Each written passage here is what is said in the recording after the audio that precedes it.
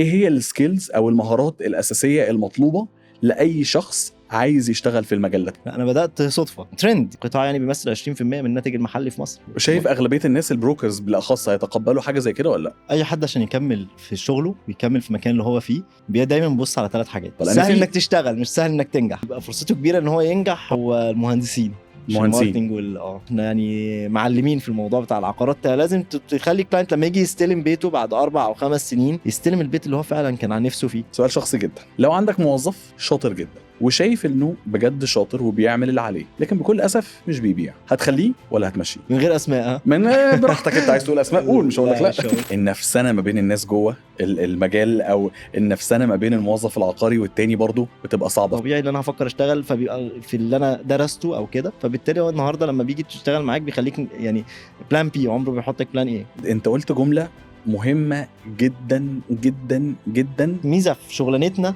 اللي انت بتشوف الاتشيفمنتس بتاعتك بسرعه. الكلاينت هو اللي محتاجك مش انت اللي محتاج الكلاينت.